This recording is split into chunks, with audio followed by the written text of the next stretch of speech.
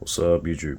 Back in today with another video, and on today's video we're going to be doing even more work on the XT Falcon.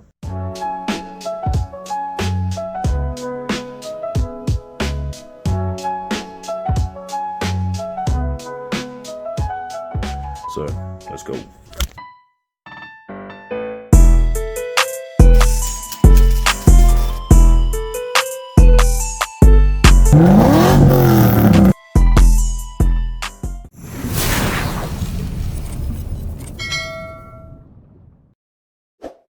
So, what we're doing today, we're going to be putting some new wheels on it. Nothing special, they're literally the cheapest wheels I could find, and I wasn't trying to buy them for this car, but they came up with the right price at the right time. So, we're going to get those sorted out today. I've got them loaded up in the back of the XR8 Ute, and we're going to haul those over to our good friends at No Cams Performance and Tyre Centre out in East Tanuki. So we're going to get some tyres fitted up to these wheels. I'm going to go chuck them on the XT this afternoon. This car's just my daily driver, so I'm trying to do as much as I can to it as quick as I can, just so I can get it back on the road again. This car, if you already have seen it in person, is quite rough. It is literally like just jump in, drive, don't care about it type thing. I do, but not as much as my other cars at least. So I sort of like to go for that rough, rugged look about it. I put my dog in this and we go everywhere. It's not one of those cars that you want to try and keep in mint condition or anything like that. So what wheels are we putting on the car? These ones.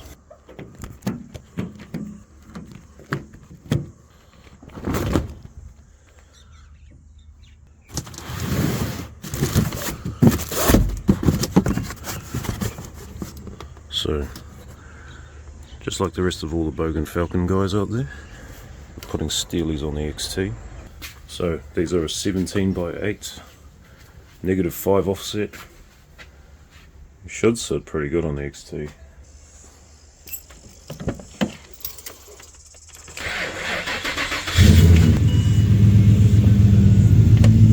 So let this warm up for a bit.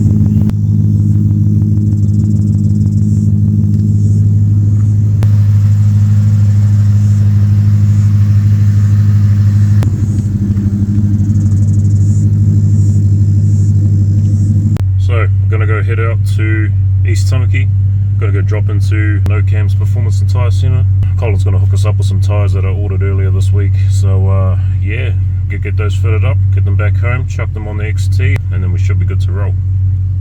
Side note, I love driving this XR8. It's not exactly fast, like 230 kilowatts I think it has at the wheels. It just makes all the right noises, and it's auto, but I drive it like it's manual. Listen to these pops.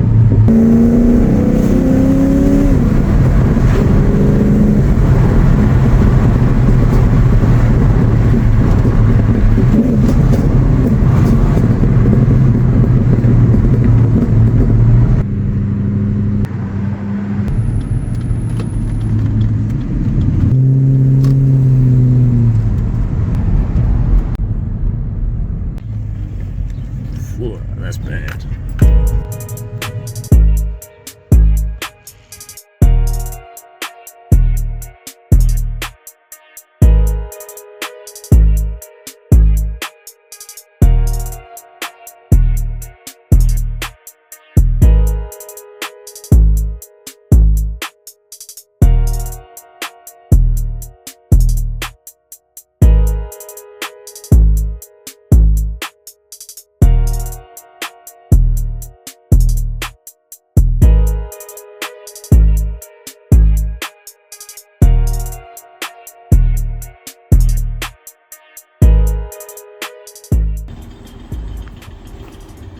Hey, excuse me, are you coming to help do the wheels on your car?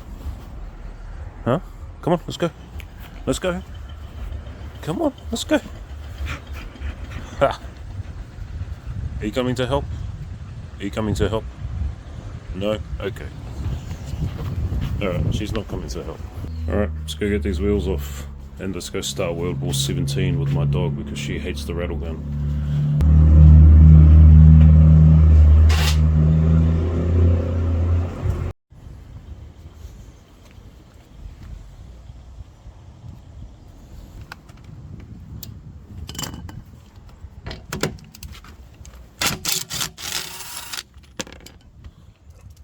Oh, I didn't do anything. Hey, hey. Okay, okay.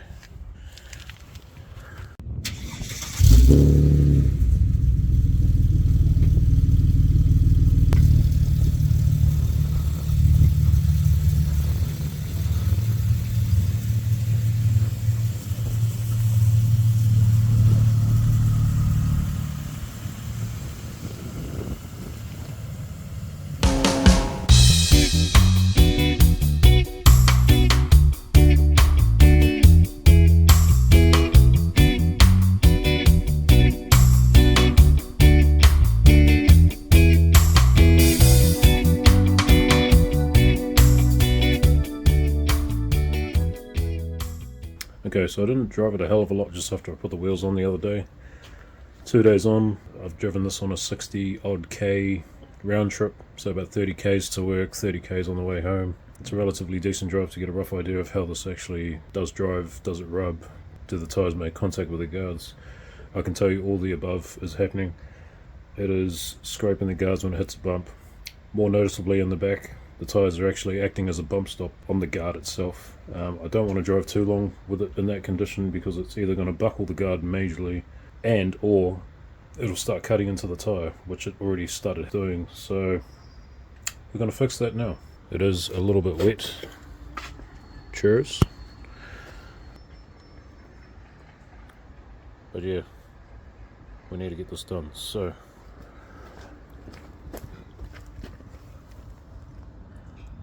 we have a little bit of work to do there, so I'll see if I can pull this out a little bit, fold the inner lip inside.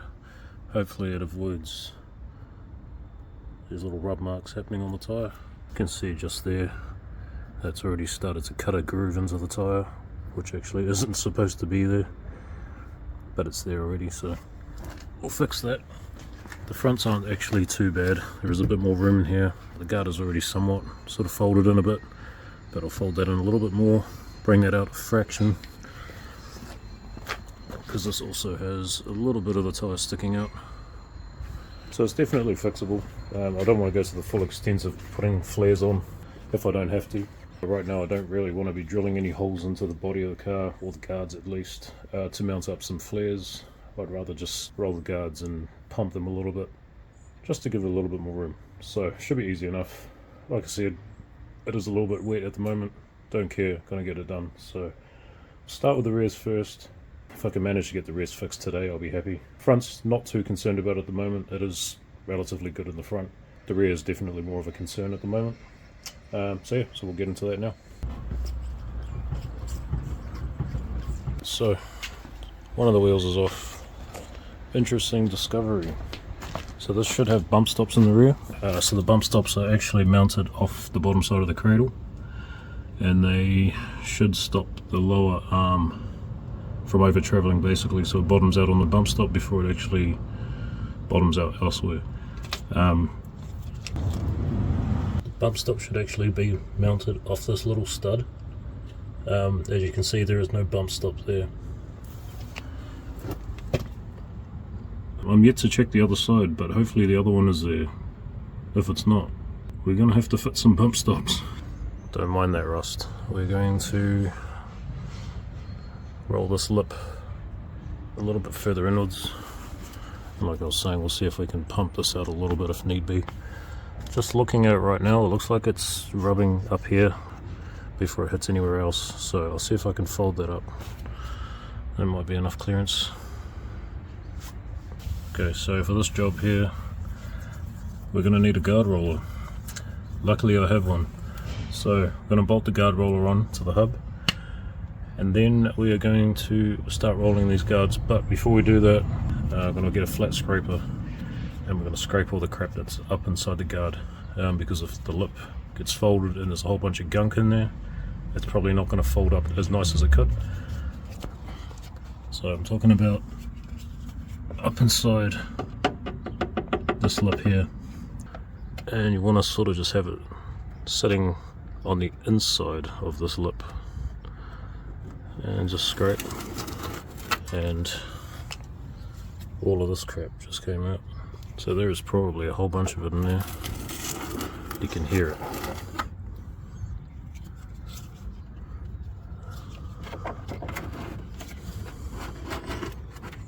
Probably see bits of it falling out right now. So stuff like that needs to come out. Well, it doesn't need to, but it's better if you get it all out. Just makes it easier when you fold it over. It doesn't have a whole bunch of rubbish in behind the lip. So yeah, we'll do that.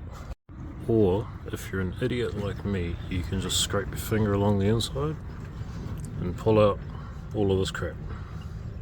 Another discovery I've made is that I have nearly no brake pads left in the rear.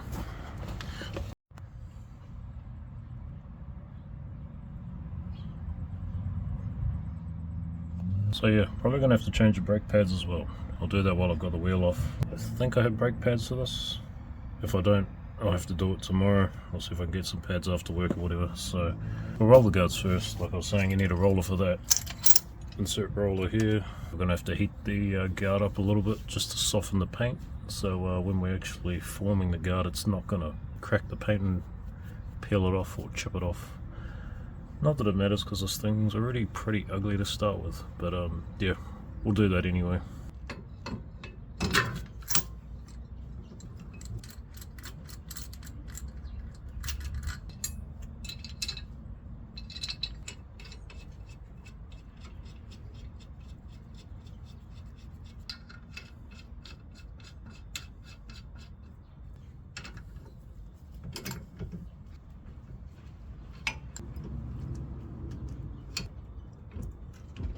So, roller's mounted up now. Just got that dummied up in position. Relatively flat angle on that as well, just to form that upwards before we actually press it outwards, if that makes sense. Got the trusty heat gun. We're going to heat the lip of this as much as we can, basically to soften the paint so it doesn't actually crack and chip off. Not that it matters because of all this. We'll try and keep it fairly tidy if we can.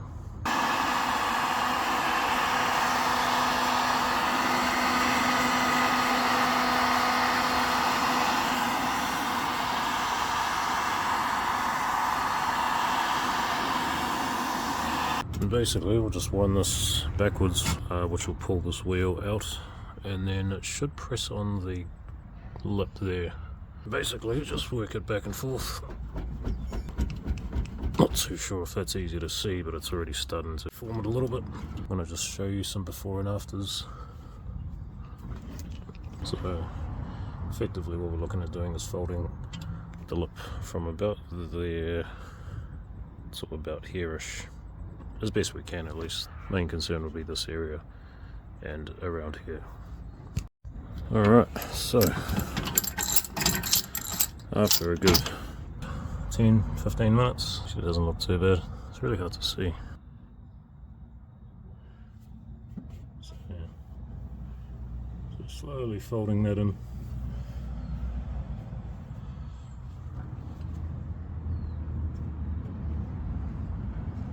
Hopefully this is even able to be picked up on the camera. This is double skinned, so it's actually touching in the upper end, but for some reason it sort of rolls in on itself. Doesn't quite come to a flat edge, or to a flat lip, but yeah, it is actually tucked in there.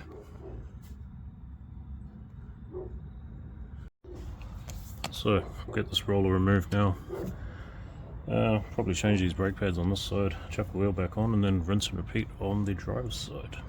Alright, so I do have a little stash of brake pads for my cars. I think this is actually the one for B series rear. Now I've just removed these two 15mm bolts. You might need a 17mm spanner to hold this little nut here. And then jimmy that off, and that is what is left of my brake pads currently. So this side isn't too bad. This side's got some weird, slightly uneven wear, so I'll check those caliper slides, but we'll bin those, chuck these cheap pads in. Should get us by for a little while. So, just pulled this top slide pin out. Bottom slide pin seems okay at the moment, but I'll pull that out anyway and re-grease it. Top one actually didn't have this little rubber boot attached to the pin. It was attached to the caliper bracket, but not attached to this, so I've just cleaned that off and reseated that. So now I'm just going to grease it up with some of this stuff, make sure that pin's nice and lubricated. It'll pop back in, pop the little boot over the little lip there, and that should keep everything sealed.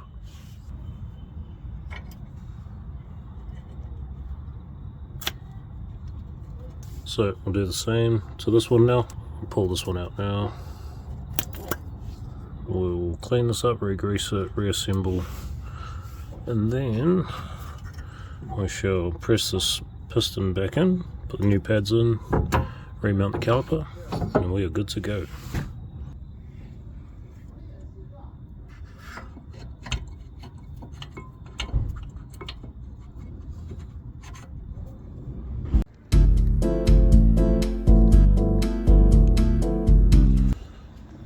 So, passenger side rear is done. Now we're onto the driver's side. So, like I was saying, fronts aren't too bad.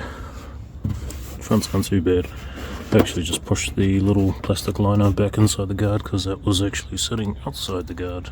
So, problems resolved on that one for the time being. It still does need some work in the rear, however. So again, that massive as lip that's sitting straight out has been cutting into the tyre already. So we're going to attempt to flatten that back up inside the guard, fold it up, and then try and pull it up a fraction. Nothing too major, but just enough to give it a bit of clearance. Okay, so very much like the other side, massive lack of bump stop. So,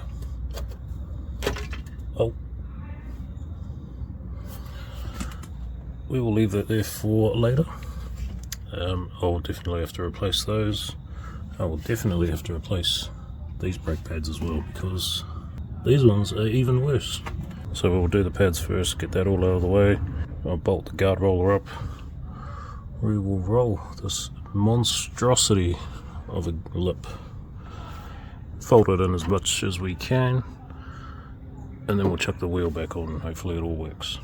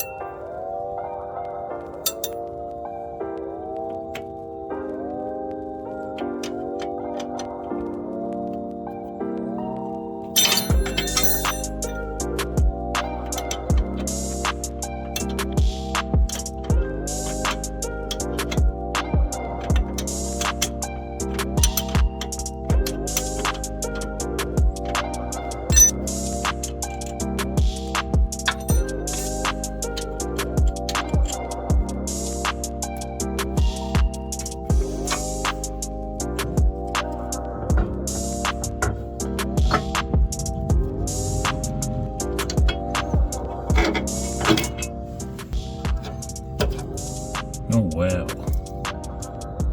those are nearly non-existent.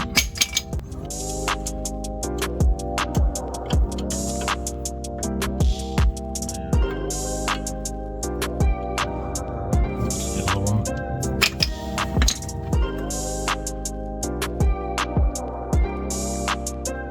Slides on the side, not too bad, a little bit better, but we'll still pull these apart and we will re-grease them.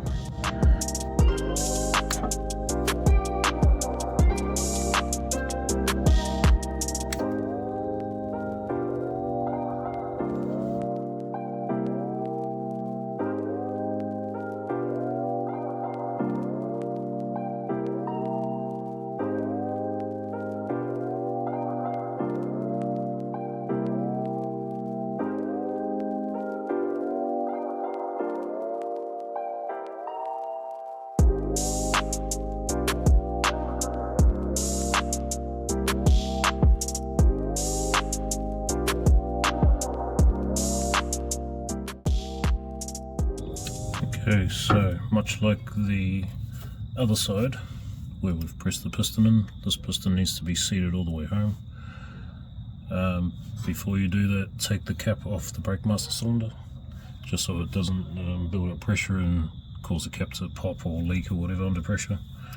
So yeah, what I usually do is I use this little piston wind back tool, set that on the inside edge of the caliper like so. What we're going to do is make use of the old brake pads. So set the old brake pad in place here, and then we're going to wind this tool up against the brake pad to push the entire assembly of that piston back inside its housing. So let's screw this in, and you will see the piston will wind back inside the caliper. Basically just keep going until it stops. And it should go in relatively easy. If it doesn't go in easy, it's a good chance that the piston's trying to go in on an angle. So basically wind it in until it stops.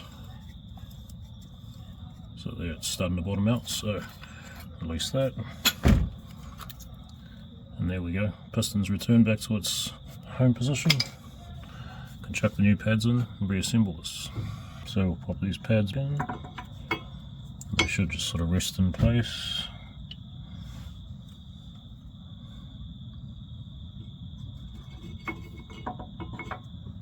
Like so. So pads should just sit in place like that. Reset this caliper back over. Because the piston's all the way back in its home position now, that should just sit over the top like so. So we'll put the top bolt in, bottom bolt goes down there.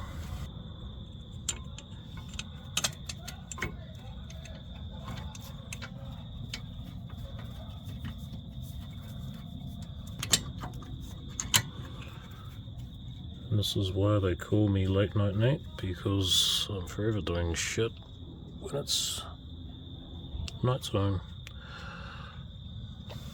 Very important tip, because we've reset that piston all the way back in its bore, this caliper is actually going to move around because there's actually clearance in there now.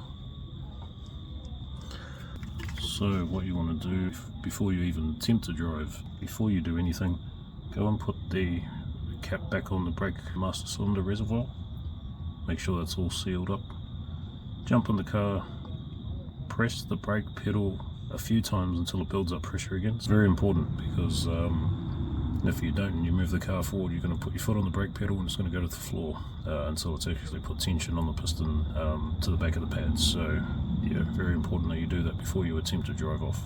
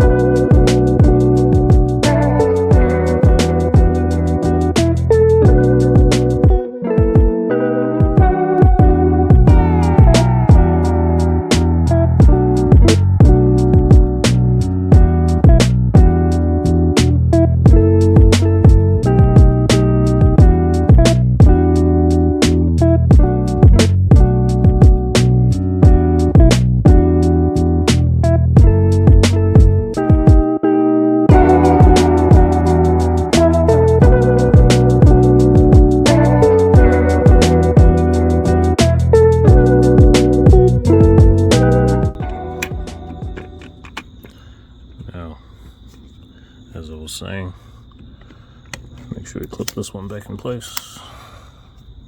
Give it a bit of a tidy up so there's no leaking fluid anywhere.